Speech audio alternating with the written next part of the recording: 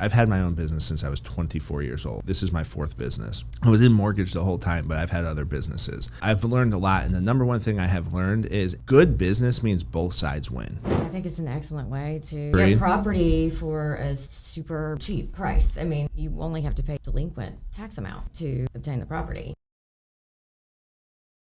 What's up, everyone? I'm Nick Campo. This is Treva and Melissa, and here we are talking about building wealth through real estate. We're the Loan Guys podcast. Before we get started, go ahead and bang the red subscribe button and follow us on all of our social media, MBI Financial Group, LLC. You can find me at MTG Man Nick, Mortgage Man Nick, on all my social media. Guys, go ahead and introduce yourselves. Good morning. Happy Monday. Melissa Gray here, Keller Williams Real Estate, and a member of the CEOs of Real Estate. CEO.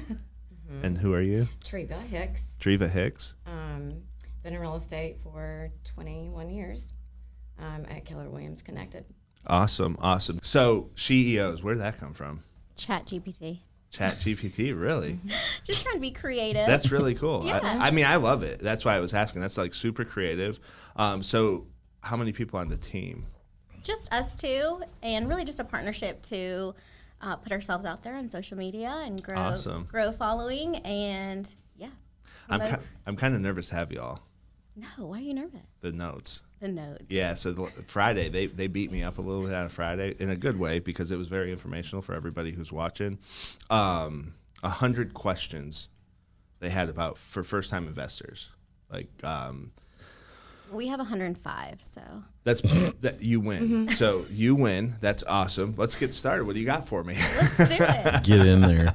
Just kidding. Really, this is more for us to Awesome. Stay on track. But yeah, Treva's been in the business a long time. She's a great resource for me. I'm a little newer to the business, about 4 years in. And yeah, we're just about building wealth in real estate in North and South Carolina and working with investors, residential. Treva's done some commercial, so we know a little bit about it all. That's awesome. Yeah, so we there's many different ways to build wealth through real estate. You can get into mortgage like we did, real estate agents like y'all, investment properties. We have people who have done mobile home parks, like all kinds of stuff, commercial real estate. Treva, how much commercial have you done? I've done a couple of restaurants. Cool. Some commercial land. Nice. It just really started going into that market in the last couple of years. It's kind of opened up a little bit commercial. We started lending on commercial over the past couple of years as well. Prior to that, I think because of the inventory, the housing inventory, as you guys are probably well aware, is tight on residential. Mm-hmm. So it just seems like there's more opportunity on commercial, and we kind of naturally went into it. Do you like commercial or residential better? I mean, I would say I'm an expert at residential, so I'm more comfortable in that area. Not an expert at commercial yet. Okay. I do know that inventory for commercial property is going to increase because of the shorter loan terms, like every 5 to 10 years. So when the loan comes due, they may not be able to afford it at the higher interest rates. Right. So there'll be more turnover in the commercial. Over the next 12 to 24 months, because everything that closed in 2020, 21, and 22 with those low interest rates, now they have those balloon payments. They have to pay it back. And then a lot of times what they'll do is they'll refinance into another 5 to 7 year balloon type mortgage, or they'll try to get a 30-year financing or something along those lines on it. But you're qualifying at double the interest rate. So a lot of the people who bought those commercial deals, they say there's a commercial bubble that might pop here soon. We'll see.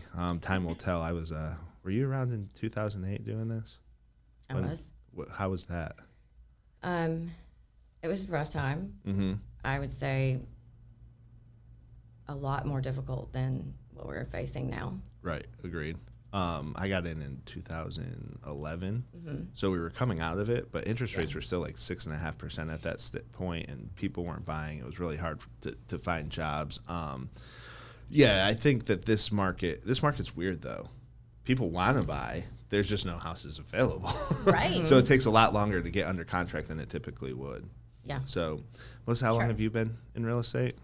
Going on 4 years. 4 years. Yeah. Okay. So I always ask every realtor, when you first got in, what's the craziest thing that you weren't expecting? A lot of people are like, oh, well, I got my real estate license. I was expecting to just, go sell houses or be a listing agent. What was different upon getting into real estate for you than what you were expecting? Sure. So I'm coming from a healthcare background. I was a nurse for 13 years ahead of real estate. So for me, like the relationship part, the actual real estate part was fun and easy. It was starting an own business, being an independent contractor, creating an LLC and really learning the business management side of things, finances, and just being responsible for that, and marketing was all and still is a learning curve for me. So, I can sell you a house all day long, but then I have to manage my own, back end of that. So that was probably the most difficult part for me, was just appreciating the business side. But, on the offset of that, like it's allowed me to have so much growth in that area and appreciating what running a business looks like, and really admiration for anyone who's an independent contractor and doing things on their own. So I would say that's probably was the biggest challenge for me. Absolutely. Yeah. Any suggestions when it comes to marketing for people, what they should do when they first are getting started? Yeah, follow all the people that are doing it better than you and have been in the business for longer than you. Right. Like we're all here to learn from everyone, and most people are really open to sharing their secrets and the secret sauce to social media. I'd say, for me, social media is where it's at right now. And, putting your face out there, showing your value through social media is really what's going to resonate with, you can get in front of millions of people in, 5 minutes. So why not take advantage of that? So absolutely. I have a saying that every company is a media company first, and then whatever they do second. So when we started MBI Financial Group, we're going on year 3 now. I said to Ben, the co-founder of our company, I was like, we need to start a podcast, we need to get on social media, and we need to make sure people are seeing us, they're in front of us. And one of the things that we try not to do is we try not to sell too hard on the podcast and such. We want to be more informational, right? So like the whole thing about the podcast is we update people on what's going on in the current market, because a lot of the stuff that you're seeing on news channels and mainstream media, it's not 100% accurate. And it's hard to be when you have like 3 to 5 minute segments and you have to dive into the inner workings of what's happening in mortgage, real estate, with the housing market, commercial, it's more complicated than 5 minutes. So you're not getting a clear picture of it. So I was like, let's do something that's going to be between an hour and 2 hours a week, where we update people on what Jerome Powell means when he says inflation isn't cooling, or interest rates, or whatever it is, right? So that's kind of how we started, and we have probably picked up. One of the things I found with the podcast and social media, it's not like our main form of prospecting, but we've probably picked up 15 to 20 deals in a 2-year period off of it, which is awesome. That's amazing. Yeah. It's and a lot of the people who work with us now saw the podcast first, and I'm very open and honest about what our mentality is here as a company and what we're looking for. So they were like, hey, we want to be a part of that. They connected with it and they wanted to be a part of it. Ron, who's actually, he does our processor 1 role, which is essentially an underwriting role, and every pre-approval that comes in, he's training a new employee now. But Ron was, we've known each other, but he saw the podcast, social media, and he was like, hey, I want to be a part of you guys. So I love that. It's showing forward thinking and, being one step ahead of the game. So it's awesome. My favorite thing to do with the business too. I love the personality part, to be honest with you. All the different people that we get to talk to. Yes. I mean, you get to hear like a couple of hilarious sayings. What dude has park narcs? Get you two. Get you two. Get you 2 park narcs. The mobile home guy. Yes. Tom O'Neill. Mike was telling us. Do you guys know Tom O'Neill? Yes. Yeah. So Tom was our first guest. So this is recent where we've had guests. Okay. And so Tom and his group of investors have bought a few mobile home parks, and one person burnt down another person's mobile home, and there's park narcs, and you have to get one on each side of the of the mobile home park. That way, because there's factions, right? So that side might be trying to set that side up. So if you have 2 park narcs, you can kind of decipher the story. I think it'd be better to get 3. Shout out Tom for the park narcs. What was the one? Friday. Never let a crackhead out hustle you. You never see a crackhead go without crack. So right. So if a crackhead can always get crack, then we should be able to get business. Yep. Shout out to Matt. He's going to find it no matter what. No matter what. So yeah, shout out Monty. It sounds like a reality show, like It is. Wars, you know? Yeah. It is. Yeah. I mean, I'm with you, Mike. I 100% love coming on the podcast talking about people. I love, the other piece I like too is there's a lot of information. There's just so many parts to real estate that that you can build wealth through. Like we have a company, me, him, Ben, and another friend of ours. I don't say his name just because I don't know if he wants me to say his name on here, but we buy dilapidated properties and fix them up and then rent them out as room rentals. So like if it has like 2 to 3 rooms, we'll get them. We'll make them 4 bedrooms, 4 bathrooms, and there's like a common area kitchen, obviously, laundry room, and then we'll rent them out short-term rentals, but it has to be at least 4 weeks. We're looking for like traveling nurses and people who work. So Ben and I actually started that, and we have one in Texas. We kind of assumed a mortgage, and then we have one in Kannapolis that Mike, myself, and Ben and our fourth partner are working now. But that's our thing. But everybody has their thing. So do you guys work with a lot of investors? I have, yes. So what's the most interesting form of real estate investment that you've seen? Interesting form? Or different, or maybe it's not just, hey, I'm buying a house to rent it out. I mean, helping an individual, I don't want to say it's interesting or different, but just helping an individual like build a real estate portfolio of investment properties that brings in enough income that allows them to retire. That's really cool. Early. But it is mostly like rental properties, not flipping. Right. Just buy and hold. So when you have a client come to you that's like, hey, I want to start a portfolio, maybe they don't have one yet, or they don't really have a vision. What would your first steps when you talk to them, what are the first steps you tell them that they need to do? I mean, like they need to know like what they can afford. Right. They need to make sure their finances are in order. They need to find out what type of property they want to invest in, where they want to invest their money. I mean, there's a lot of things that you go through, but I would say first and foremost, like where do you want to invest and what type of property do you want to invest in? What about you, Melissa? Lots of questions. Like, what are your goals? What's your experience? And then let's build on that. So there's a million ways to build wealth in real estate. Like I just did the Spartan 5K up in Concord. Yes, that's really cool. It was a blast, but I pull up and there's like this mansion in the middle of like 200 acres, and I'm like, genius. This person lives in their mansion and leases their land for, the Spartan, and I'm sure potentially a ton of other races, and then they're probably you're thinking events, how many 100,000 people did that race, and they're netting that profits while they sit pretty in their big mansion in Concord. And so that's a great example of you can lease your land for your benefit. That's really cool. So that was kind of eye-opening for me. Like that's different. We're not thinking about all of the ways. Yeah, you can lease land, you can lease commercial. I was just talking to Treva in light of the Masters that just happened. Like, have you heard of the Augusta rule? Mm-mm. So it's a tax benefit. You can rent your property anywhere in the U.S. for up to 14 days, and you don't have to claim it on your taxes. Oh, wow. And that's in light of people renting their homes for around the Masters. Right.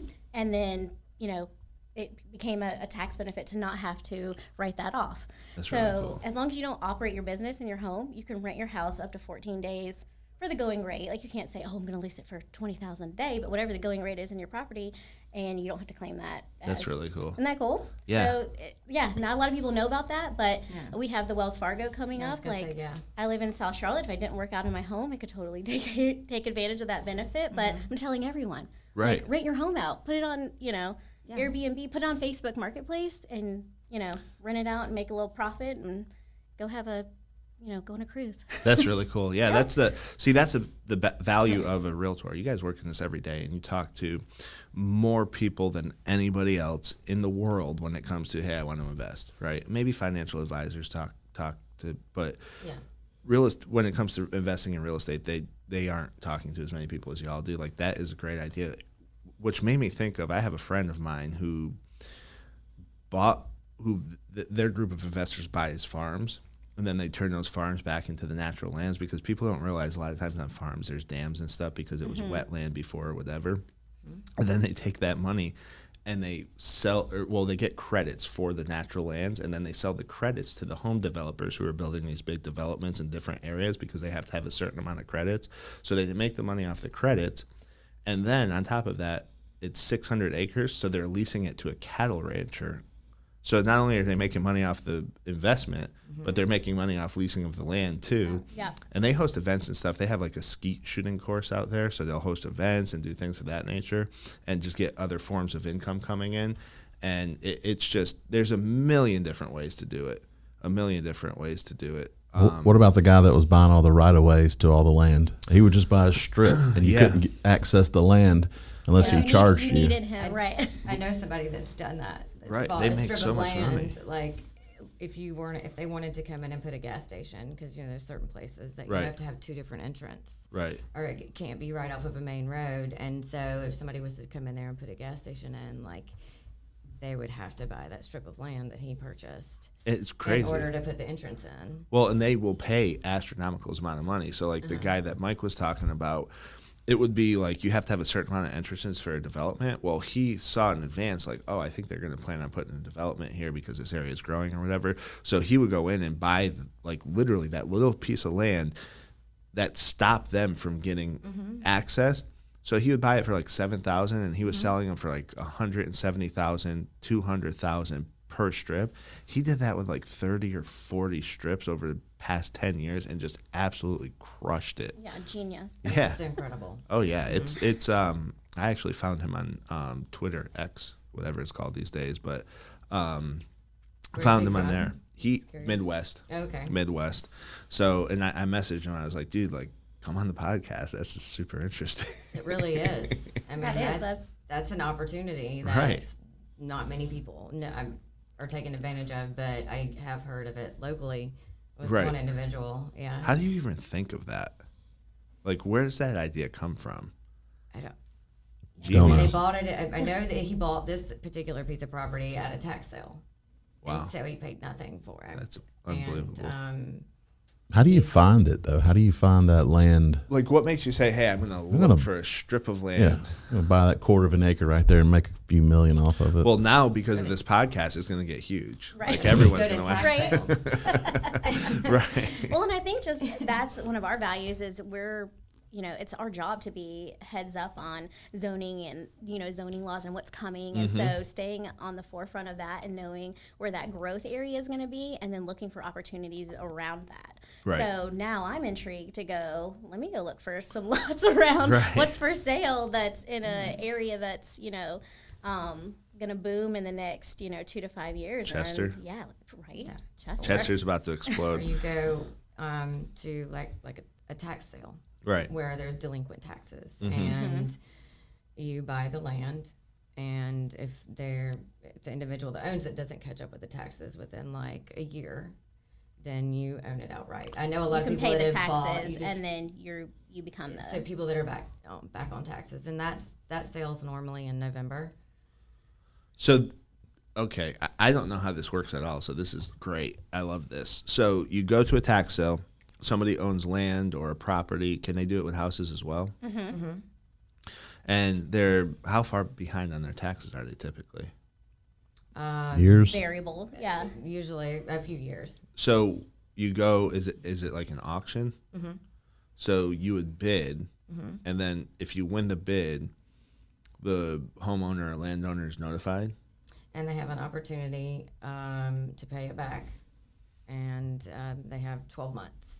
12 months. I would say I don't know the percentage on that, but a lot of times it's 50-50 maybe. Like Right. a lot of times they don't have the money to get caught up, and so then you get the property for the delinquent taxes. Okay, so that price. when you go to the tax sale, it's so do you have to pay the delinquent taxes plus whatever you bid on it? Or is it just the delinquent You have taxes? to pay the delinquent taxes. Okay. Cool. That's interesting. So then you would take possession of that property. if they don't. If they don't pay in 12 months. How do you feel about that? I mean, I think it's an excellent way to Agreed. get property for a super Agreed. Cheap price. I mean, if you only have to pay the delinquent tax amount to obtain the property, you don't have to pay like if it's you don't have to buy the house or pay the like the market value. Right. I think it's an awesome way to invest. It just makes me kind of hate our government a little bit, though. The fact that you don't technically actually own your land. So it's great for investors, and it's a strategy that Mike's going to probably write down and we'll look at for our properties company that we're doing, because it is a great strategy. But man alive, you can pay a house and say you pay your house in full. There's still taxes on it. If you don't pay it, someone can just come and bid on it, and you have 12 months. So pay your taxes, folks, but also government, stop being so gangster. Right. It could be a win-win. HOA is the same way. They can foreclose on you for not paying. It can be a win-win HOA. that you don't go into foreclosure. Correct. And, someone can take that over without It is a those win-win. penalties. Yeah. I think it's a great way for investors to get a property. I'm not a big tax guy. I don't like taxes. So I'm like thinking oh man, I agree. Relatable. we did the whole Good. what happened to us here in America? We did the whole Boston Tea Party thing, and next thing you know, our houses are getting foreclosed on for tax liens, which I knew. I tell every client, I was like, hey, listen, even if you pay this off, because I have a few people who are paying theirs off pretty quickly, make sure you pay your taxes. Yeah. HOA as well. You guys mentioned HOA. Are there HOA auctions or no? They're typically part of like the monthly. Gotcha. There's the first Monday of every month. They have auctions at the courthouse. And those are like delinquent loans, people who haven't paid HOA fees. Those happen every month. Let me know if you hear of any in River Hills. I'll auction on those. I'm trying to buy the whole neighborhood and kick the people I don't like out. So I like that. I like her. I like her. Mike's first on my list. I'm kidding. Coming for you. That's interesting. What other forms?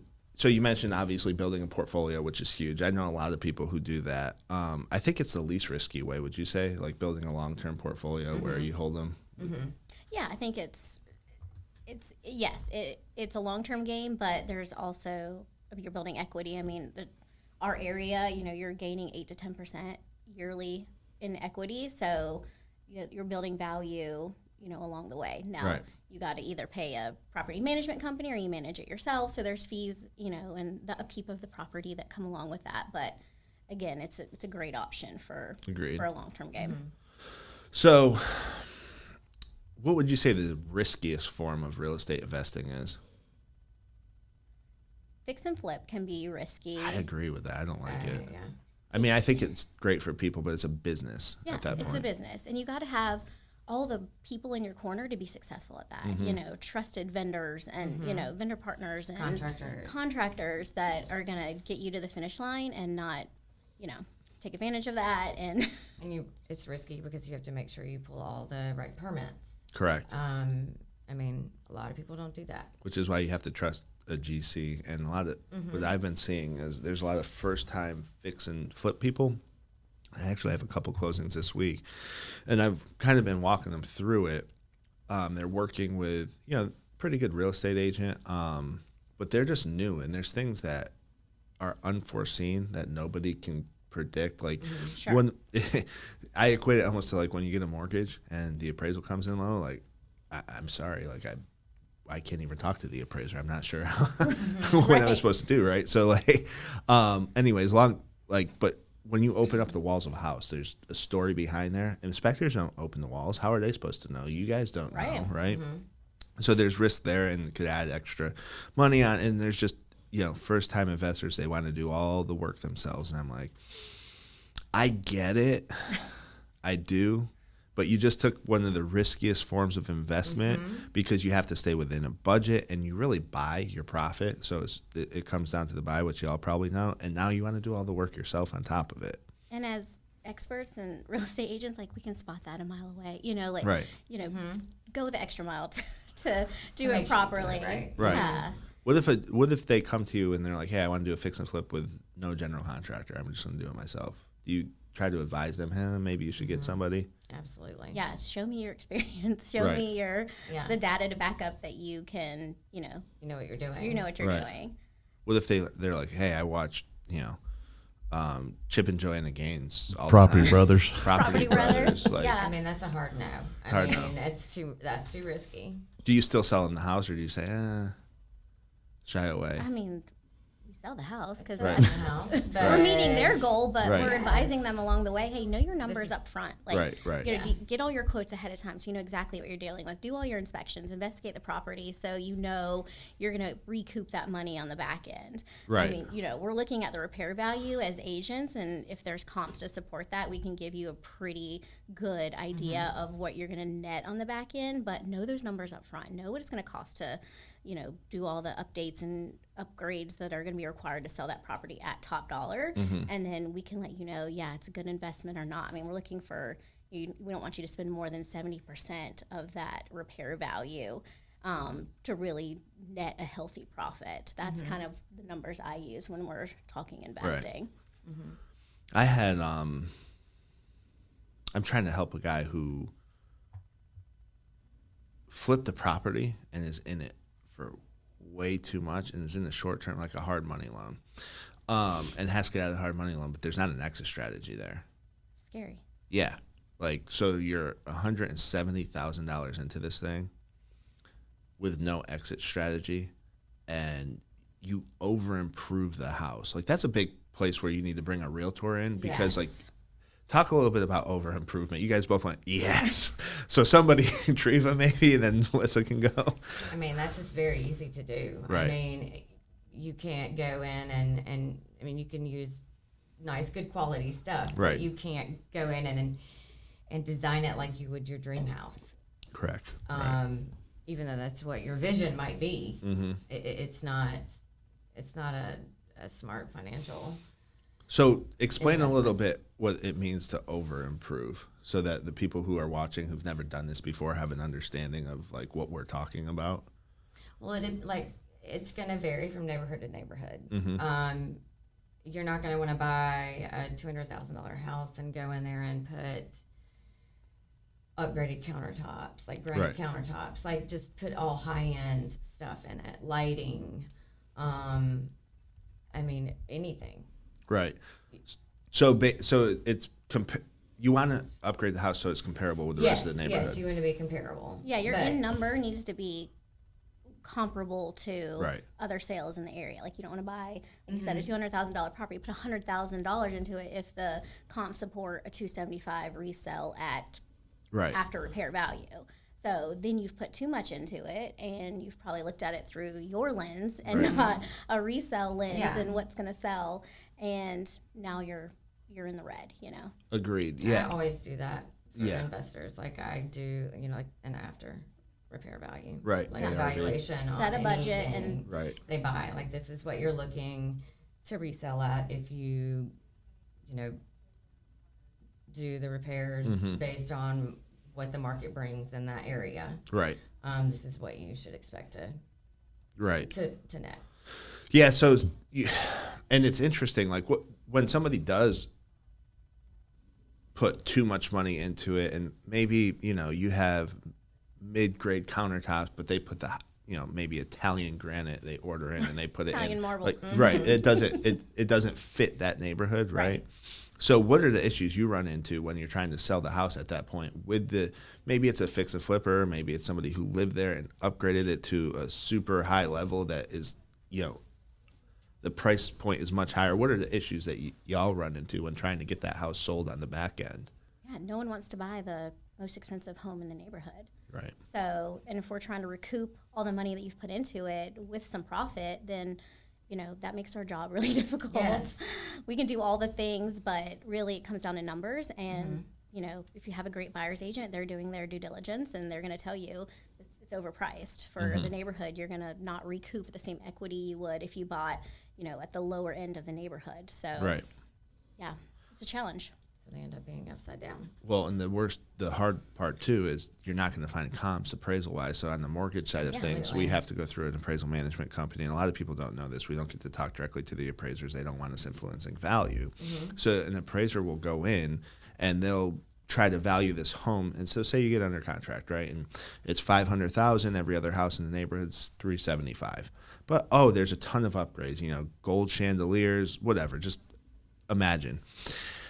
Appraiser comes in, can't find comps, so the value of the home is going to be based on the comps in the neighborhood that are at $375,000. And what people don't realize is, per law, an appraiser can't go more than 25% higher on, like fixtures and so on and so forth. So like you can't give more than 25% value. So the $375,000, say that's the other top end house, and you're at $500,000, and yeah, you put $500 that much work into it.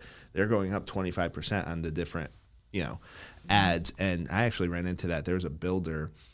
This is before we started the business. I was working at New Res, and we had somebody come to us, apply for a loan, and it was a builder. He built the entire neighborhood, and it was nice homes, 4 bedrooms, 3 bathrooms, great.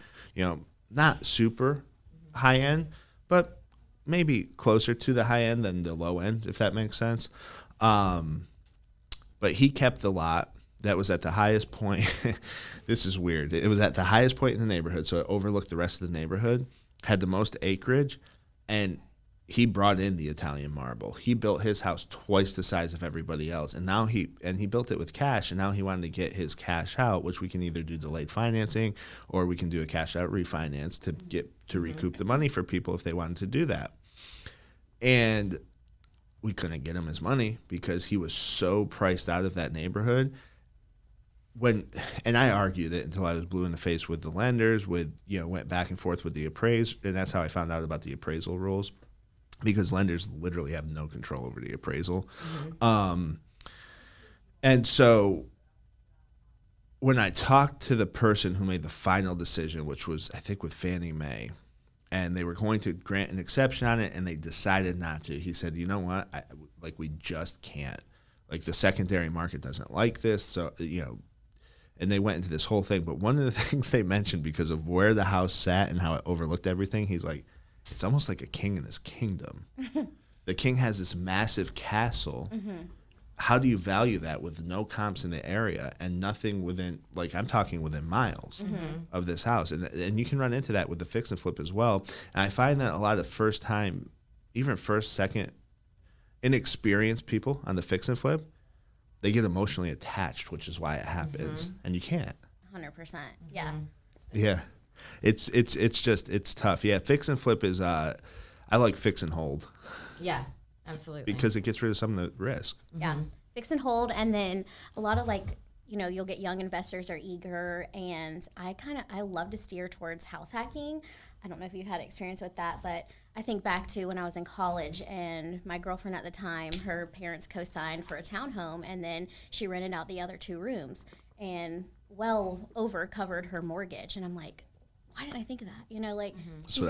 She started real estate, at 18, 19, and there's a way to do that, and if you're living in the property, then your down payment's going to be lower, there's going to be some benefits to that. So whether you buy a home, you rent out 3 of the 4 bedrooms, or you buy a duplex and you live on one side, rent the other side out, it's a great way to start. And then, down the road when you're ready, you sell that, use that as a investment property, and move on to the next purchase. I did that.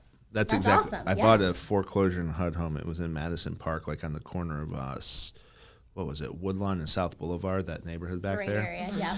And it was before it was a great area. It was still up and coming at that point. It was before they put all the breweries and stuff in, but we knew what was going to happen in that. And but gained a ton of value. I actually slept in the house with no doors on it the first night. It was before I met Liz, my wife, but she ended up moving in when we got together, and we lived. That was our. Did you have doors on it then? Yeah, she probably wouldn't have moved in without the doors. Well, in the night, so what I did was, this was a few years before I met her. So it was me, my friend Anthony, who's my younger brother's best friend. He does all our headshots and stuff on the website for us. We lived there. He rented a room for me, and he did great. So he would help me fix the house up. So I was the the guy who was the first time investor who wanted to, do all the work himself. So I've made that mistake. But because I held, it makes up for a lot of mistakes because you gain the appreciation and the equity in the property. I ended up having 4 different roommates that rented out the rooms, that paid for it. Even when Liz and I first were together, we had one of her friends rented a room and one of my friends rented a room from us. But we ended up selling that house and made almost $200,000 in profit. So it was awesome. But also that's the time that Charlotte exploded. So we caught more than 10% a year in equity, which you can in some neighborhoods. You can, like Winota back in the day when that was booming. Oh man, people were 100, 200% on that up there. But that was a HUD home. It was $100 down payment, and I walked away from closing with a check, because I upped my interest rate a little bit to get the credit. So I walked away from closing with a check, and I did have a general contractor come in and put helical piers, but like the floors I did myself, the painting, the new drywall, all that was myself. And a buddy, Kevin Thanem, shout out to Kevin. He's down in Florida now, or else I'd refer everybody to him because he's a great contractor. The bigger investors, like private money lending. Hedge funds. Do you have a lot of experience with that? Unfortunately, yes. And I don't say that from where do you start? So, what are your thoughts on that? I mean, honestly, it seems to be a little bit of mixed emotions, or it is. It's the number one thing that takes up the most of my time. Okay. So I can see, because you have to. Right. So with hunting. Right. It takes up the most of my time, but then when it comes time to negotiate, it's not like going to get a mortgage, right? You go and get a mortgage and you get the terms up front. What we do is we have to bring a deal, a pitch deck, whatever, and it's more of a capital raise, so we don't even treat it like a mortgage. We treat it as we're consulting a client of ours, and we're the professional when it comes to mortgage terms. So we've had some high-profile people that we've done this for, like we're NDAs are signed, can't give out names type of clientele. And the terms are going to be dictated on how desperate the client looking to raise the money is, right? So if you are desperate, I tell you flat out, you put me in a position to where I can't negotiate. And I think, and Mike can probably speak to this, when it comes to negotiating terms on behalf of my client, I'm pretty good at it. Would you agree, Mike? Yeah. So... Yeah, he does a good job. With that being said, it takes up the most time. There was a 2-week period for one of my clients recently here where I was on the phones from 7 in the morning till 1 in the morning. Now, the reason the mixed emotion comes in is because I'm a residential mortgage guy, building wealth through real estate guy, and I actually had to put team members in place to communicate to my clients and my realtor partners on my behalf, right? So I took one of our loan officers who I've known since we were 18 years old, who's extremely intelligent, and I took him out of the loan officer role, and now he's my loan partner. So when I'm doing this, the podcast, my clients, the ball's not getting dropped at my clients because my passion is helping people get into homes. Right. Well, hold on the negotiation part. What Nick does a really good job of is that he protects both sides. So that's huge. It's not all about how much money we're making or the business is making. It's about making the right decisions, the right choices for both, parties. And you got to have that. It's very important in these type of deals because there's a lot of moving parts. Well, and you have to build relationships with these people on both sides. Yeah, on both sides, so you don't want to, exclusively represent one party, so you have to work with both sides of the transaction. I do, and I explain that to everybody when I talk to them which is why I lay things out very direct and very straightforward from start to finish. Period. Hey, if I have to incur a cost to get you this money, you're going to cover that cost whether this closes or not, because I can't jeopardize our mortgage business because that's what 65 to 75% of our business is. Mike mentioned, doing a good job of, trying. My whole thing with business, and maybe I'm a little bit naive, but I've had my own business since I was 24 years old. This is my 4th business. I was in mortgage the whole time, but I've had other businesses. And I've learned a lot. And the number one thing I have learned is good business means both sides win. period. 100%. Absolutely agree. But when you're dealing with hedge funds and when you're dealing with private money, like these are guys with and girls with a ton of money. Like I'm talking, I have verified assets from one person of $30 million in liquid cash just ready to deploy. To have $30 million in liquid cash, think about what your actual net worth is. Just laying around. Just laying around, right? Chump change. They don't want other people. Like, not all of them, but they want to feel like they have won, and they really want to have won. Right. So you have to convince them, like, this is a great deal for you, and then you have to convince your client that this is what you need. Because I'm not going to say it's always a great deal for the client, because a lot of, like, the one I'm thinking of came to us on such short terms, I flat out said, I don't want to do this. I have to. I need your help. Nobody else will help. Okay, well. This is the best I can do. I said, you're going to get screwed, and it's an extremely short-term loan.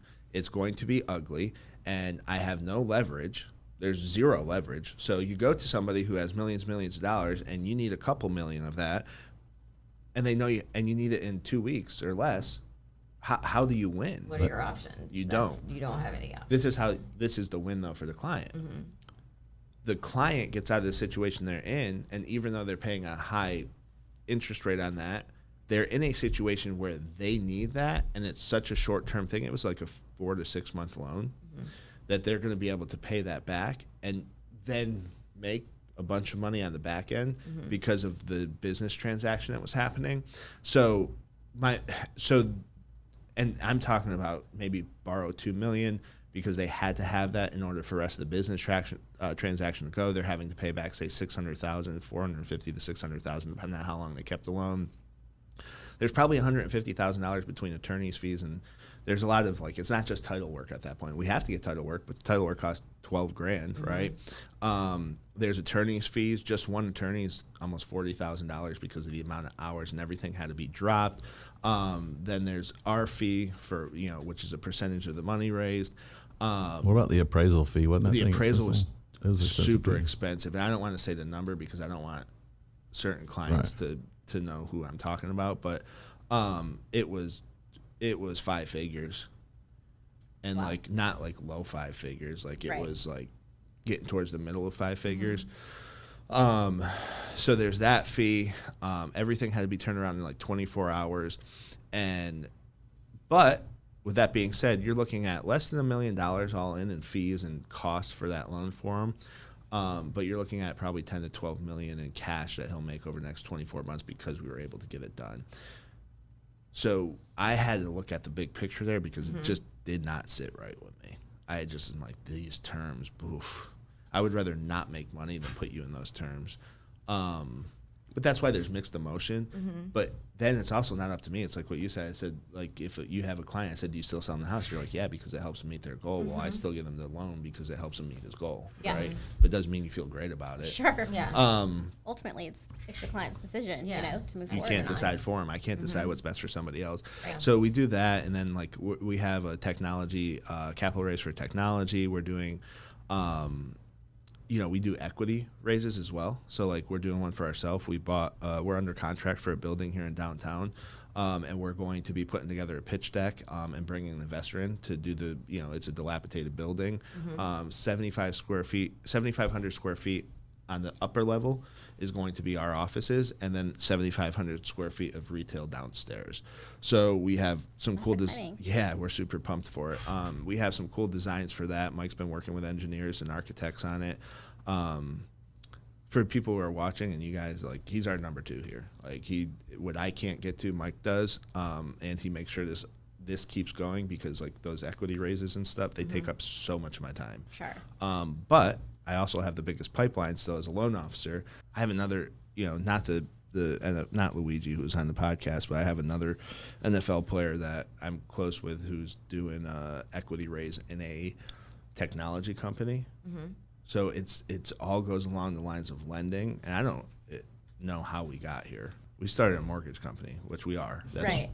And then now we're here. So just another example of all the ways to invest and build wealth and bring value through to and consumers. And it's through real estate. How can you help? It's through real estate, land development. I don't know if I'm allowed to say their name, but I'm meeting with a pretty big company out of the southeast Atlanta area that's they manage $3.5 billion in assets. They're sending somebody up here this week.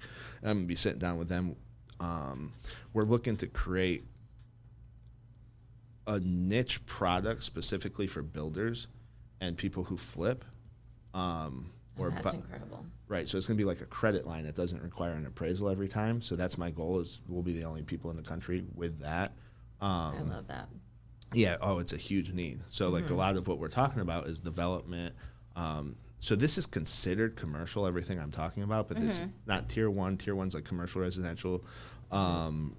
Tier two is like horizontal, vertical, and like land development. And then tier three is like just you're flat out negotiating for whatever you need. Like if there's something out there that somebody needs that's a little unique or one off, we will bring it to people because there's somebody who has an appetite for it. So yeah. There's somebody out there to buy everything. Yeah, I can't believe I slipped up. I'm mad. I know. Good thing we can edit, right? Yeah, we're gonna have to take it down off the live as soon as I get off. Okay. Which we'll put it back up edited. So Sure.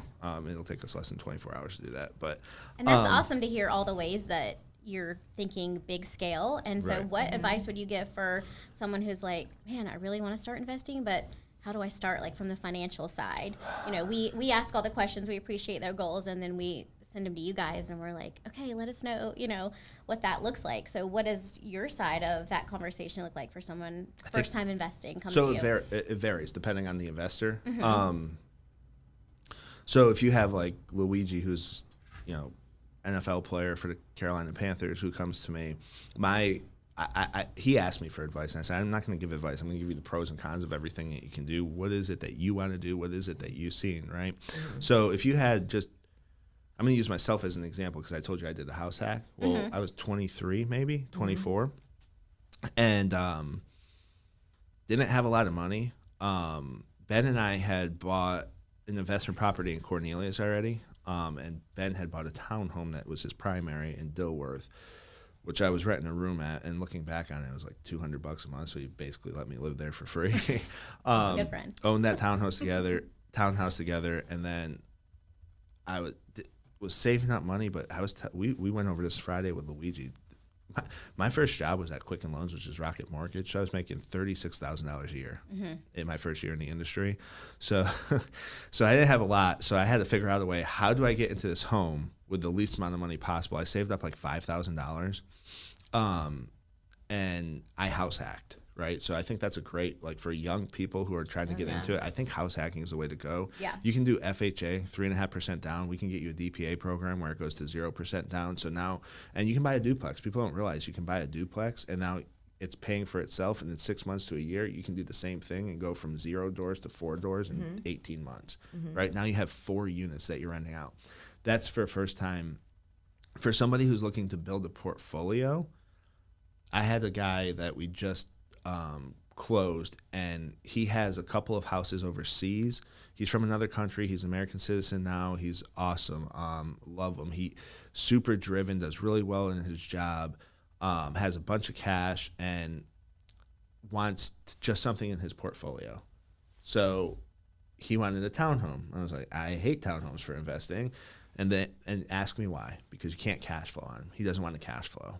He doesn't care about cash flowing. He wants long-term investment that is going to gain equity, and in the area it will gain equity, and he's going to keep it. He's not talking 5 years, 6 years. He's talking about keeping this thing for 15 to 20 to 25, passing it down to children, that type of thing, right? So that's good for him. I had actually another realtor on, Nick Owens, and he has a lot of people who are just looking to add to portfolio and aren't as concerned about cash flowing that much. So what they're doing is they're buying units in new developments. So they'll come in and buy the first 5 to 10 units in the new development and sit on it for 6-7 years until the development is done. And by y'all know, by the time the development's done, they gain a ton of equity. So it really depends who the investor is. But for first-time investors, I would say house hack, because you got to get into the primary. We preach here, comprehensive real estate plan, primary residence is first, and then investment properties to build wealth. So, Fun fact: did you know that in new construction you can buy the model home and then the builder developer will rent it back for you. Lease back. Oh yeah. Yeah, they so can you're. lease I'm it always back. like, have you sold? Anytime I walk into new construction, like, have you already sold the model? And they're like, yes, we have, and that's because investors are ready to pounce because it's a done deal.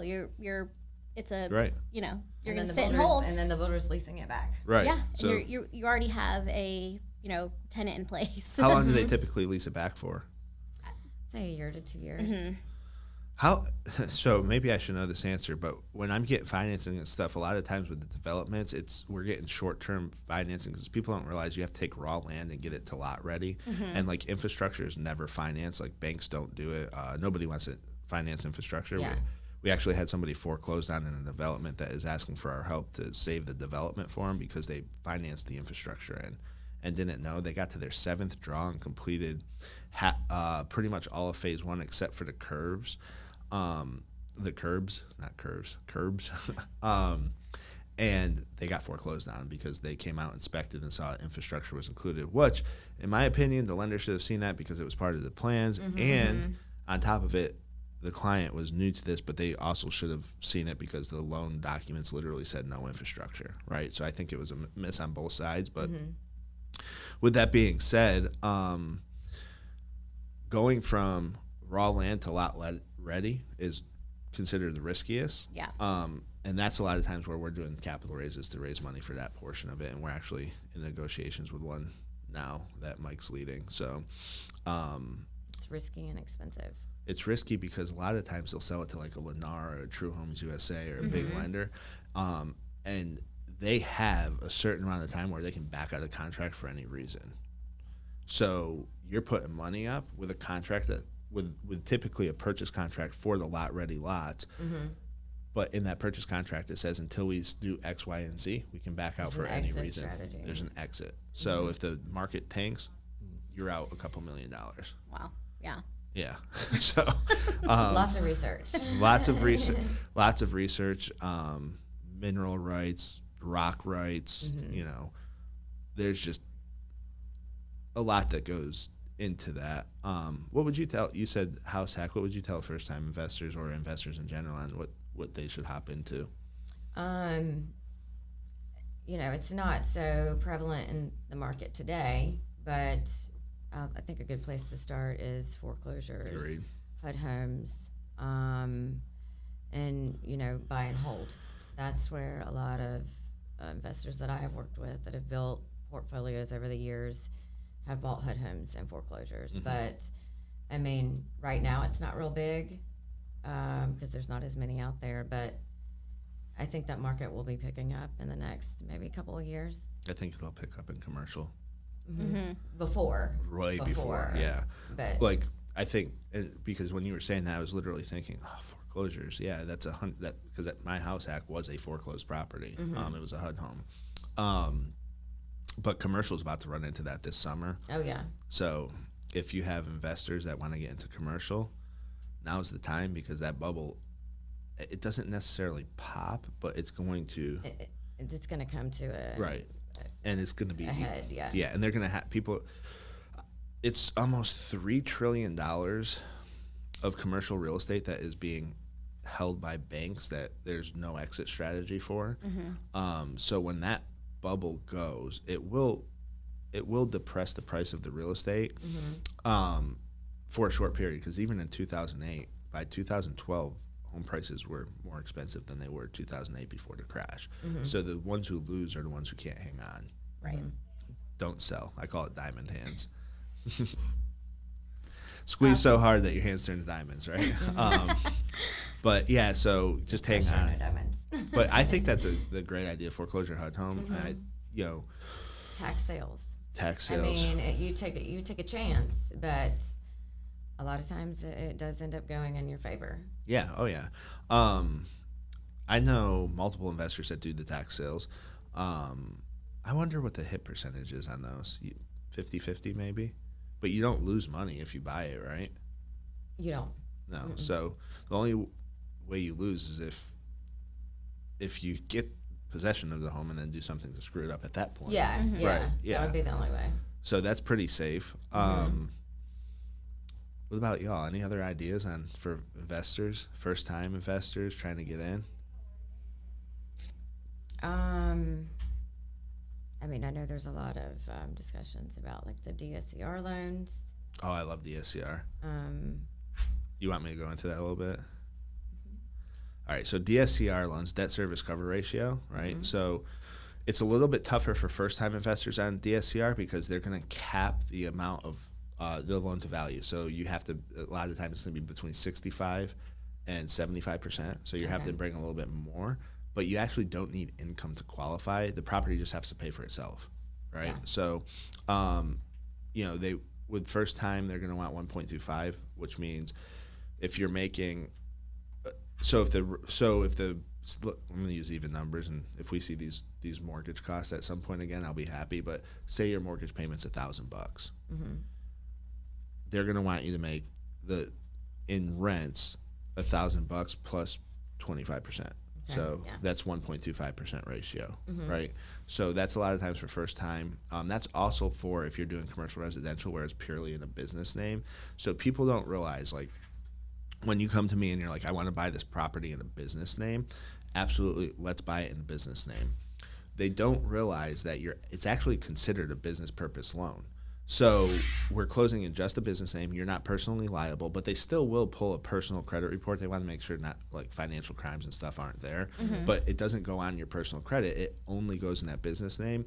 You'll be at like a 1.25% DSCR ratio for that as well because it's deemed a little bit riskier. Mm-hmm. But one of the cool things about going commercial residential is we can use AirDNA, right? So what AirDNA is it takes into consideration Airbnb and what the Airbnb income was. So mm-hmm. you don't have to worry about going out and getting a long-term lease or a 1007, which is a rent schedule. Or if you bought a property like what we do and fix it up, we can then use AirDNA to go from that short term, because it's still considered fix and flip, but we're flipping it into a rental property. Mm-hmm.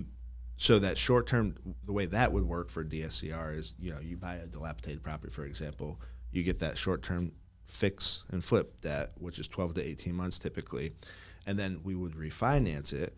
Well, before, up until recently, you could not refinance it without lease agreements because they wanted to see that they weren't going to use it. Right. On a purchase, they'll use a 1007, which is on the appraisal. It's a rent schedule. Mm-hmm. Well, now it's like, okay, well, they aren't requiring a lease agreement anymore. We can actually use AirDNA to show, hey, this property in this market is going to make X amount of dollars.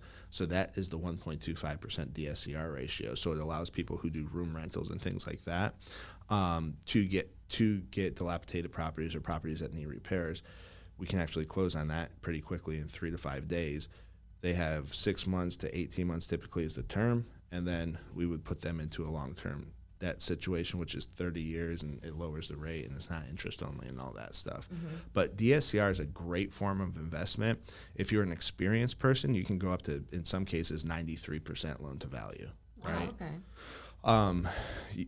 So, and the interest rates are a little bit lower if we go commercial residential compared to going just residential. Now, if we go residential DSCR, it's in your personal name, so we can actually go below a 1% DSCR, right? So if you have experience, we can go down a lot of times to 0.75. Okay. So you just have to make 75% of whatever the monthly cost is for you mm-hmm. to have that property mortgage-wise.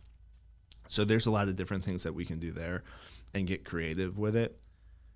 On the flip side, for realtors, that's not as regulated, so they can technically change what's required halfway through the transaction if the market starts to tighten.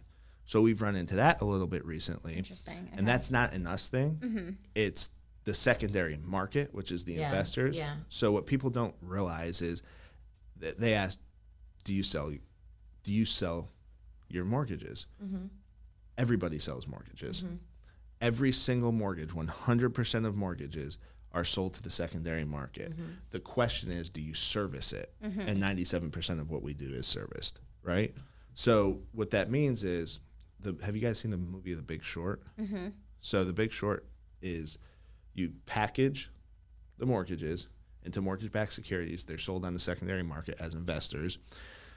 So when we're looking at interest rates and such, the bond market dictates what the interest rates are. So it's very similar to the stock market, except it's overnight trading. So when the Fed says they're hiking the interest rate, they're hiking the overnight bank rate, which is the trading of bonds. Yeah. Well, the bonds will react to different news, and some of it's speculative, and that's what causes these big spikes up and down recently in interest rates. And it's all based off of mortgage-backed securities, what they're trading at, and so on and so forth. So yes, every mortgage is sold. The question that we should be asking for young realtors is, do you service? Because if the answer is no, it means they're selling their servicing rights to a different company, and then that company is then going to be calling the client, trying to, refinance the client, but then they're having to switch the actual companies they were working with. So if 97% of what we do and the 3% is jumbo, nobody's really services jumbo. Those typically all go to like the big banks like Flagstar and Chase. But, typical Fannie, Freddie, HUD, VA, USDA, we're 97%, but that's a good question for young realtors. If you're working with a lender or a broker, ask if they service their own paper. Don't ask if they sell it. Right. What are y'all's opinions on short-term rentals? I'm curious about that. There's been a lot of regulations Like and Airbnbs. a kind of crackdown. Love them. That's what we do. Yeah. So crackdowns by cities. Yeah. Correct. It's, Right. Yeah. So you got to find the areas that allow it, and you need to be pretty educated on what it is that you're doing. But from my standpoint, I would much rather do short term because the margins are bigger. It's riskier, but the margins are bigger. The way I look at it is do short term until you can't do short term anymore, and then lease it out if you have to. That's exactly what I'm saying. So what I have found, and we talked to Ashley LaPointe, she had both. And she would much rather go short term, is what she said, because she said there's more wear and tear on like furniture, but less damage to the property Overall. than long term, because they're just in the property every day. And she found it a bit easier. And then the other piece is the cash upside is just so much higher. So my opinion on short term is so I have a lot of clientele in Charleston. I think they can do one short term. That's it. I think they're only allowed to have one investment property. I have to look back at that, but it's crazy there's not enough inventory. Yeah, it's crazy. You're looking at a 3-bedroom. It's almost New York City prices there at this point. Yeah. But yeah, so Charles, just city by city is looking at it, and then you also need to check HOA if you're going to get like a townhome or a condo or something and try to do Airbnb with that. You need to check what the HOA and condo docs say, because you can get yourself in trouble with it. But I believe it's a better investment from a cash flow standpoint than just a long-term rental if you're looking for cash flow. Sure. So. I've run into the challenge a lot in Charlotte where a lot of the high-rise, the condos near uptown absolutely do not allow it. It's either, a 14-day minimum or a long-term, 6 months to a year minimum. Well, 14-day minimum I think is safer too, right? So I have a 30-day minimum on mine. Okay. And the reason for that is traveling nurses. They're that's a huge market. especially here. I mean, it's huge Charlotte, here. Yeah. Charlotte's huge. Then if you're in like a town with a lot of manufacturing, they have a lot of people who come in work-wise for 4 to 6 weeks at a time. We just had one of our rooms, and we do per room, and you can do that on Airbnb, long-term per room. We just had one of our rooms rented out for 12 weeks. Wow. So, and then the other one's rented out for 8, and then there's a third room that we're looking, hopefully get rented out, but we posted it 2 weeks ago, and we have 21 weeks rented already. So, yeah, it's pretty, it's there to go 4 months or 4 weeks or longer. I think that the hard part with the Airbnb too is you have to find great cleaning crews that can come in and clean up within 24 to 48 hours that are actually going to show up. Yes. That's the hard part. It's more of hospitality than it is portfolio building. Yeah. So, but yeah, those condos, I would push people towards the 14 days. Absolutely. Cool. I'm cool with 14-day minimum. That's not a problem to me. Because then you're going after somebody who typically has a job that isn't there just to party and see an event, because that's where you can probably run into some trouble too, is when it's event time. So Absolutely. Get hammered and tear your stuff up. well, and I saw one with an NFL player who rented out one out in Los Angeles and did like $150,000 of damage in one day. Oh my God! I don't know if it was NFL. Don't quote me on that, but That's crazy. We won't. It was something like that. It was on Yahoo News, so who knows how accurate it was, but it seemed accurate. So, but that could have been $150,000. Could have been, I don't know, a couch. Yes. Yeah, it was a mansion. True. It could have been. That's true. Artwork. Yeah. I know. Persian rug. Have you had a lot of people coming to you asking about short-term rentals, or? Yeah. I heard that there's supposed to be an Airbnb bubble to pop, and it never popped. So I'm wondering, and this is what I'm talking about with mainstream media is like they'll It's a chatter. and then they post rumors and this is going to happen, and then you go on like a Twitter or Instagram or whatever, and people are like putting up all this analysis, and it reminds me of like it's just all rumors. Like the world still hasn't ended. The United States is still here. People are still absolute. Nothing is absolute. People are still making money. Still don't have flying cars. Elon's working on Close. I mean, the new Tesla Close. truck. Yeah, Looks they're like working. it might fly. I saw it the first time the other day. So ugly. I did too. 485. I was like, speed up. I want to see it. Liz and I got behind one. I was like, oh my God, there's a Tesla truck. And Nick Jr. was seeing it through, he was sitting in the middle seat in the back seat of my truck, and he was seeing it. Those things are huge, first off. huge. But they're Yeah. ugly. They look like a damn I shoebox. think Yeah. they're ugly too. They are I so have not ugly. seen one in person. Yeah. So I don't know how big they are, but I know that they're ugly. They are huge. Massive. They barely fit on the road. Yeah. But if they hit somebody like head like on, Hummer size. Like, bigger. Really? Oh yeah, bigger than a Hummer. They're huge. But I guess they steer themselves, so you don't have to worry about them hitting somebody head on or whatever. But yeah, they would run them over. So Imagine the work we could get done if our yeah. car's driving for us. Oh yeah. Oh, That's what I want. I want a Right? self-driving car. I'd put a computer in the back seat. Same. yeah. And just sit in the back. Right. Like the Lincoln lawyer. You guys Exactly. got anything else for me? So one other question. Yeah, keep going as many as you want. Your advice on clients or sellers who they're waiting for the market to drop and they want to stay in their home, and now they're like, oh, I can't look at this kitchen anymore. We want to do some interior updates. Mm-hmm. When they come to you with that, explain kind of how you walk through the process of do we do a HELOC? Do we do a cash out refi? What are all the things you take into consideration just to help us educate our clientele? Because I'm hearing a lot of that. Like, I'm not ready to sell, but I want to update my home to fit our current needs. First and foremost, I'm going to look at a HELOC because it keeps them locked into that low interest rate that they currently have on their primary. Sure. Now, a lot of lenders might not say that because we don't make any money on HELOCs. It's essentially just a service for our client. Okay. But I'm okay with that because at some point they're going to want to pay that HELOC off, and hopefully I gave them a good enough service to where they come back to me to help them Sure. put that into one once interest rate's lower. But what you have to look at is how much equity, right? So we have tools that we can run to see projected equity, and then we get the documentation to make sure they can. You still have to underwrite the loan from an income standpoint. So instead of loan to value, it's combined loan to value. So we have to make sure we stay within those guidelines. We have to make sure debt to income's there, credit score's there. What's your monthly payment going to be? And we educate them on this is what this is going to look like per month. So this is where we run into, the over upgrading.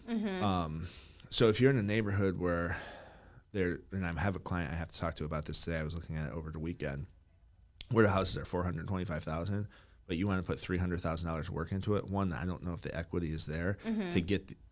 Number two, we would have to go cash out, and that cash out refinance for improvements because they'll take post repair into consideration on the appraisal. But Okay. I don't know if we can get to the 725. Sure. So maybe we can get to 600, which would give them 150,000. But there's just not any comps in the area, so we have to take all of that into consideration when we're talking about repairs. If it's $50,000 kitchen, most of the time we're just going to go HELOC because we can go up to $500,000 on a HELOC if we wanted to, if the equity's there. So we're looking at it at a case-by-case basis. If somebody came to me for, hey, I want to do repairs like you were saying, the first thing I'm going to say is look at a HELOC because it's going to keep you locked into your rate. So especially if rates have gone up again. So I saw that. yeah, it's been crazy. You're looking at 8% again. So, but that's what happens when we have a million wars going on and we're printing money to spend and so on and so forth. Inflation gets a little sticky at that point. Yeah, but my whole thing is look at HELOC first. If you're trying to educate them, make sure they're not over upgrading, or have you have to have comps, not necessarily for HELOC, but you have to have the equity for the HELOC. But you might want to educate them on making sure they have comps so that they're not like putting in like making it look like Trump Tower where it's all gold, right? In a neighborhood that's calling for silver. Yeah, right. So, and then HELOC-wise, we're going to look at how much equity they have, combined loan to value, income, credit score. It's the same as a regular mortgage. So, Awesome. Do you find, like, I know you work with different banks, so Yes. you're able to shop rates, obviously. Are you able to get a pretty good, any kind of loan, like rate discounts, things? so for save the client money. So this is interesting. HMDA data, HMDA. It's government published data. Mortgage brokers save the client on average $9,400 per transaction. We typically, if you're going apples to apples, so some of the, and I'm going to use Rocket Mortgage as an example because I worked there for 8 years. But Rocket Mortgage, if you can go at retail, right, and that means the client goes directly to that lender. If they came to us and we went to Rocket Mortgage, who has a broker channel, we would be about half a percent point lower on interest rate. That's another reason to go. Right. With, and we are set up as lender paid company comp. like you So guys. right. So we're set up as lender paid comp, so they're not actually paying us directly, the buyer.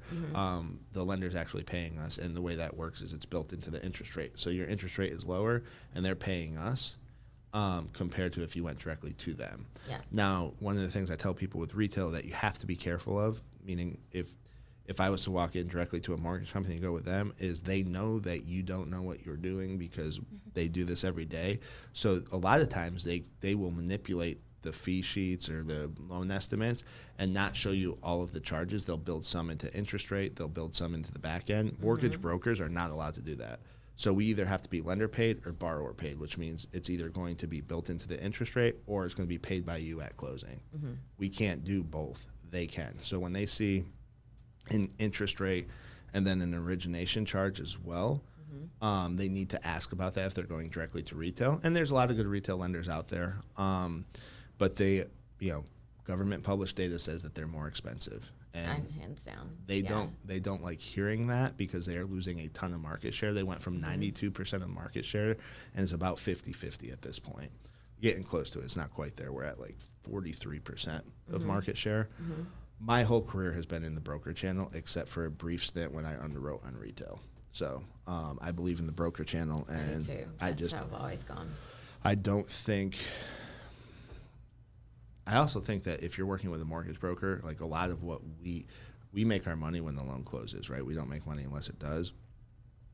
If you go directly to a bank, well, the people you're dealing with are paid a salary. So to me, there's more of an incentive for me to be better at my job.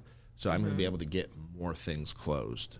So but as far as saving the client money, we save the client on average $9,400 per transaction. The data I've been tracking here is between 0.5% to a full percent lower in interest rate and anywhere from $3,000 to $5,000 less in closing costs. So lower interest rate, lower closing costs.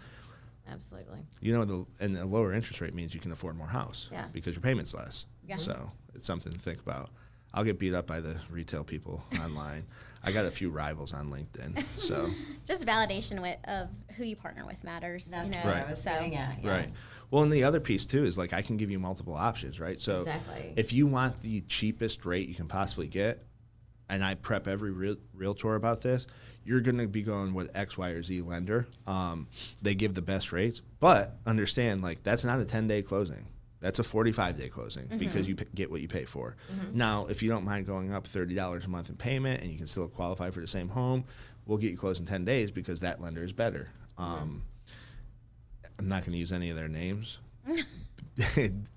And I could, but I'm not going to because there's this huge thing in the industry right now. Lawsuits are being filed, and they're steering people here. They should be bringing them to the lowest rate. And I just disagree with that. I think you get what you pay for, and every client's different. Some want a better experience. Some want a lower interest rate.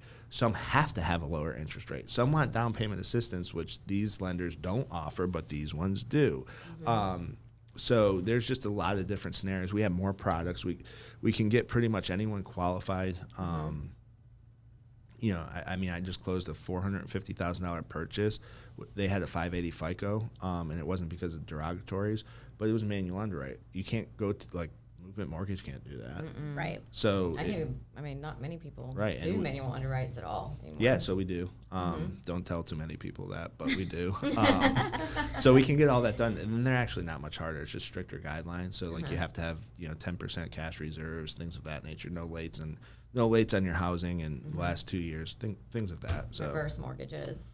Yes. Yes. So we can do reverse mortgages, and I'm just going to be fully transparent. I don't know a ton about them. Trey knows more about them. Trey's one of our loan officers here. He's more in that age group. No offense, Trey. He's not really in that age group. He's younger, but he's like Mike's age, which isn't old. They're the same Thank age. you. I would have never guessed.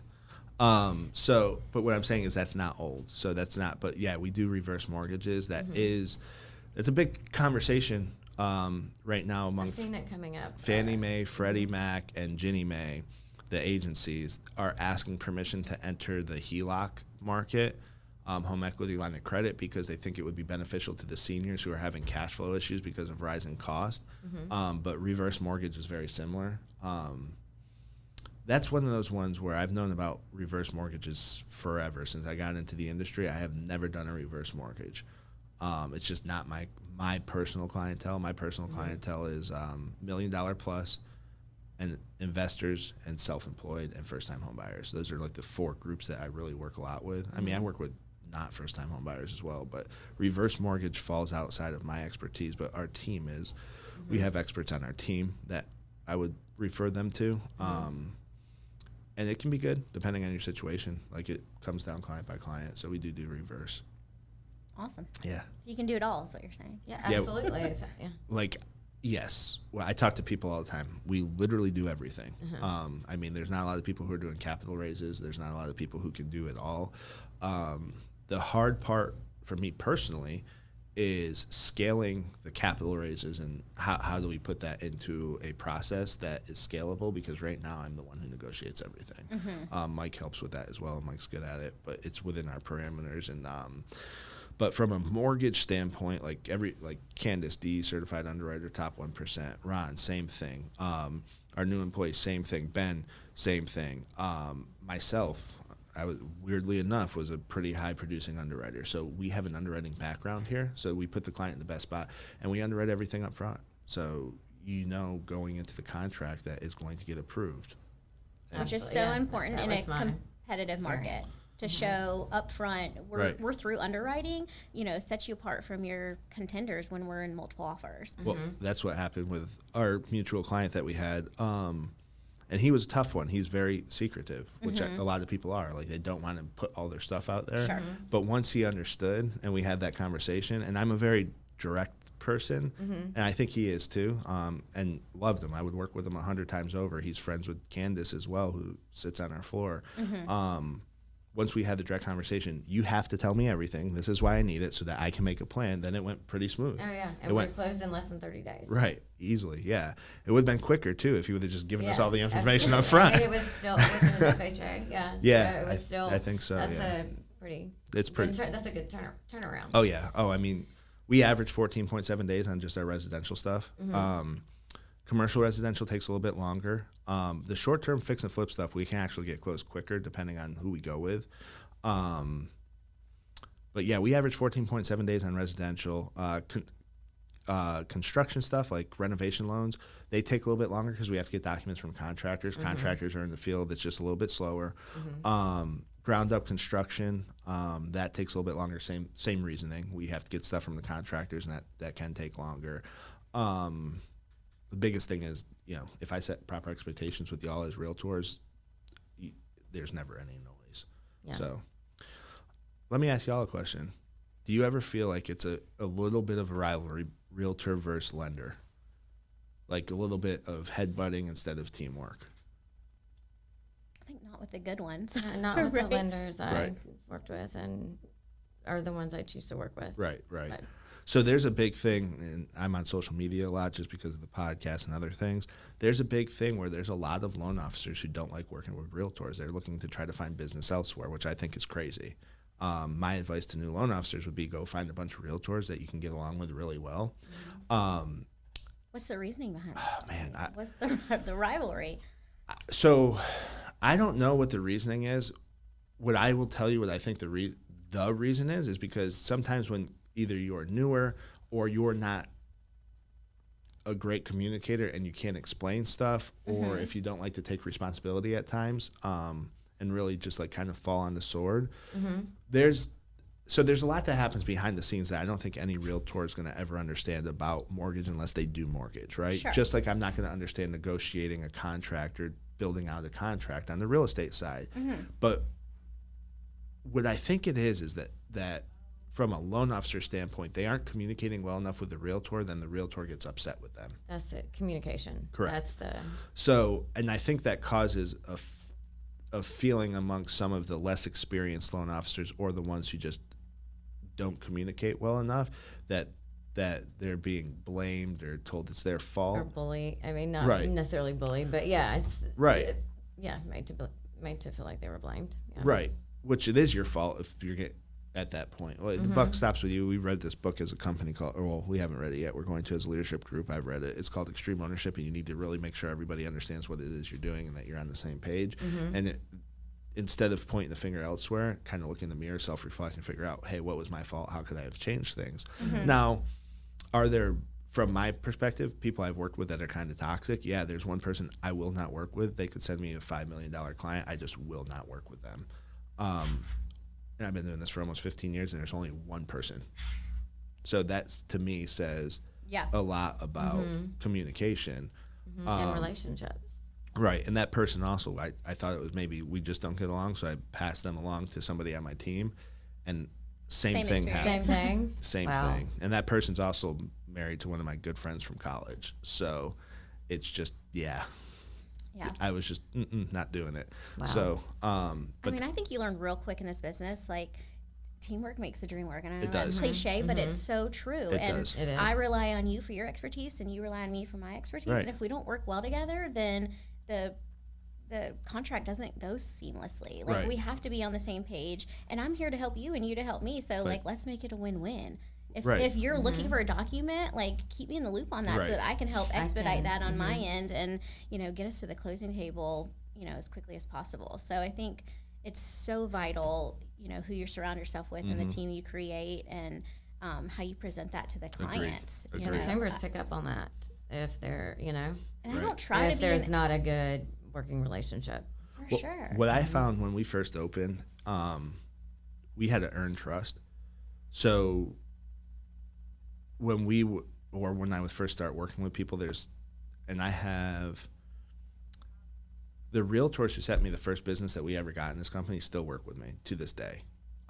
They do their personal mortgages with us, and that to me is the biggest compliment that we could have. I have clients that are referring their friends and family to us, right? And then I have a couple that don't like me because they don't understand and didn't want to. There was one that gave us the wrong income docs and got caught. It was edited. We ended up getting the correct ones, and you're allowed to do that. We got the correct ones. He said, they weren't edited. That would not be allowed. They were taxes that were not filed. They were example taxes that were not filed. So before he filed the taxes, they changed, and this guy happened to be a CPA. Wow. Yeah, so I had to have a tough conversation with him, and he just recently refied, did not go with me. I wouldn't have gone with me either because you got caught. Right. Like trying loan fraud. I don't know if it was loan fraud. I don't think it was. I think it was more he was trying to lower his tax liability. Okay. If that makes sense. It wouldn't have affected the mortgage, but it was like, hey, man, like this is different than what this was. Yeah. Why? And we had to get a letter of explanation on that. So, that person doesn't like working with us. But for the most part, most people love working with us. And everybody on the floor because, the communication is there. But the biggest thing was earning trust when we first started, and then first transactions working together and really going above and beyond explaining, like, here it is what I do and how we do it. Let me ask y'all a question. So this is more of this will apply to loan officers on a personal production level. As our loan officers start producing more, and more, like I'm at the point where I'm producing to the point where I have to have like a loan partner because I won't, there's a lot of stuff like document chasing, which they're, and they'll be able to do that as I'm talking to clients and doing pricing, because there's certain things I can do and licensed loan officers can do that unlicensed people can't, right? Like I can talk pricing and structure with a client, unlicensed people can't. So we have a team. It comes into us, it goes to the team, but I'm still point on it. Do you guys have a problem when your client comes into a company like MBI and that this is the person who took the application, but then there's a different person collecting documents from them? I think that's usually the case. Right. So I've had some people who don't like that. I think if I trust you and we've created a partnership, I'm Right. trusting who you're aligning with that's going to serve the clientele to the same level that you would. So Right. Until you prove me wrong, I'm putting that trust in you to continue the same level of expertise we've already experienced. Absolutely. And So I think it's good to maybe clear that up front. right. Maybe as a real estate agent, like, let the client know, this is the process. This is who you're going to start. You'll start out the loan process with Nick, and then somebody else maybe hand it off. Not hand it off. He's always going to be handling everything, but somebody else is going to be collecting the documents. Don't be surprised if you hear from Candace. Right. Or, somebody else on the team. So what we're trying to do now, and we are doing, is we're building in automated messaging. So when we get a client, it goes in, and I think you saw this. So like when the client that you sent over here went into the system, gets stored as you the referral that way in case that person refers to somebody. Then you get that person they refer us to, and I would touch base. That's one of the things that we do for every realtor is, hey, you referred them, it goes in your name. If that person refers somebody to me, I'm going to call you and be like, hey, so-and-so referred this client to me. I just wanted you to know they're looking to purchase a house. Have you talked to them? Because that gives you the opportunity to win their business, right? Yeah. And that's how we help you guys expand your book. But so you get an automated notification that we put that person in the system and referred by you. But what we're looking to do is also when we go through step by step of our process, there's a checklist that is clicked and an automated email goes out to y'all telling you where we are in the process. That's one form of communication, and the phone call, right?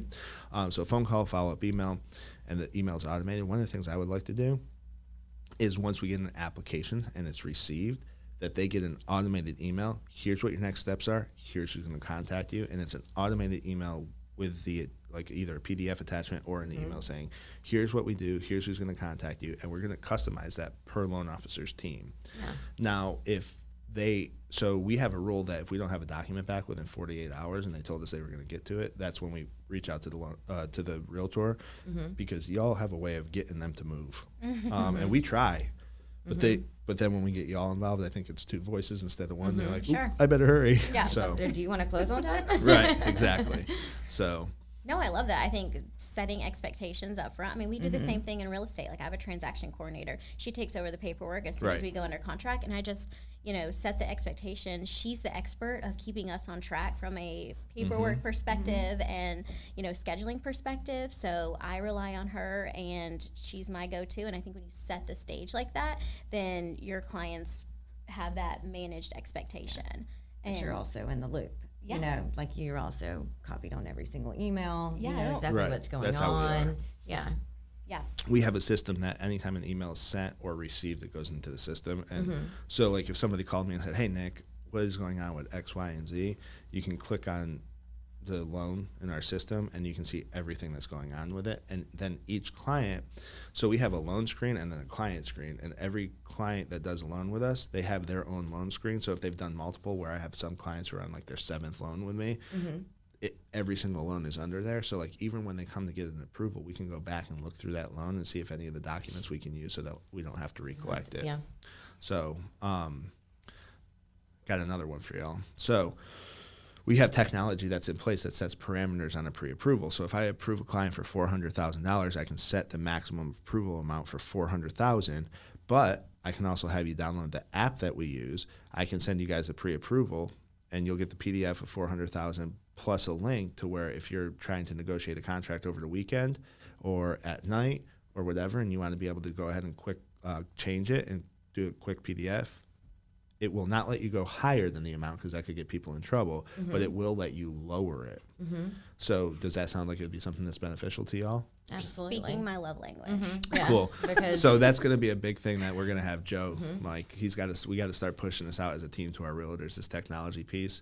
yeah, that's great. Again, in I this love that. competitive market, like, we don't want to show all our cards, Yeah, up front, and exactly. we don't expect you to be available 24/7. Correct. So having More control. Yeah, control to make our offer, as much in the Clean benefit of the or- client as possible, like, serves all of us. So I appreciate you guys Right. being forward thinking That's on really, that. that's great. I got another one.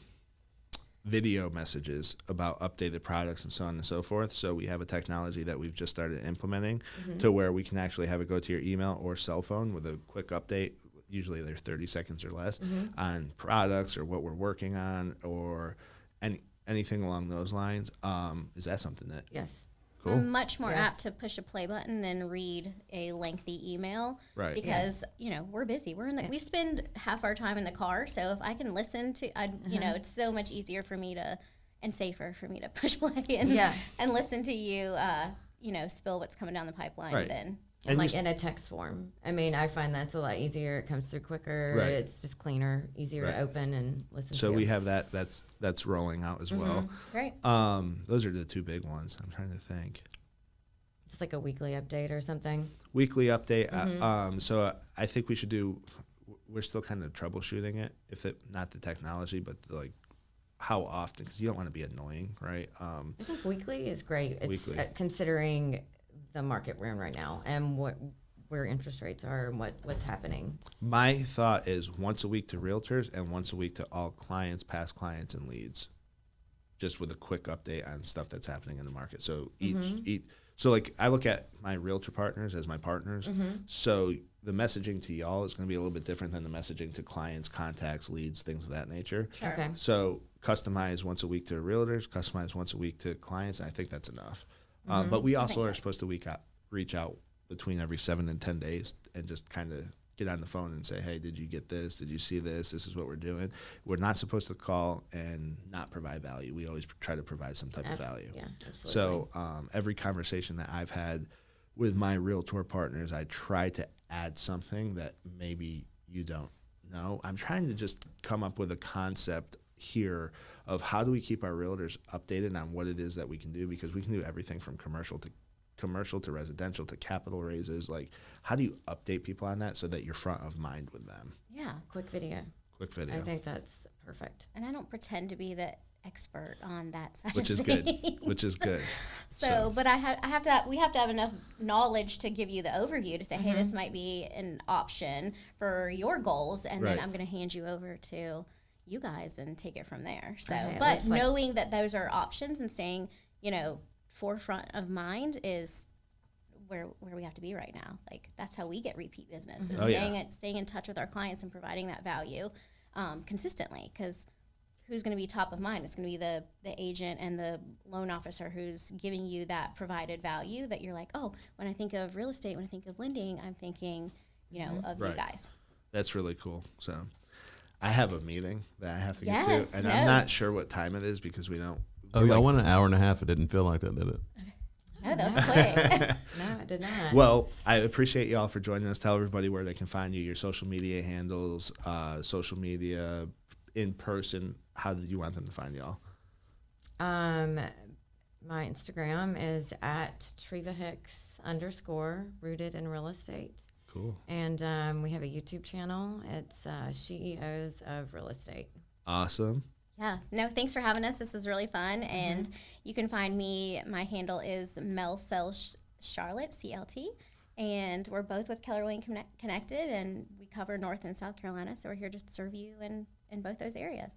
Awesome. And to everybody who watched, thank you. For everybody who's going to watch the clips, thank you. We really appreciate you all. Reach out to them. They know what they're doing. Investment properties, primary residence, first-time home buyers, land, commercial, anything real estate, they're your people. I'm Mortgage Man Nick, MTG Man Nick, on all my social media, and MBI Financial Group. Bang the red subscribe button, turn on notifications. Thank you for joining us. We're out. Peace. Peace.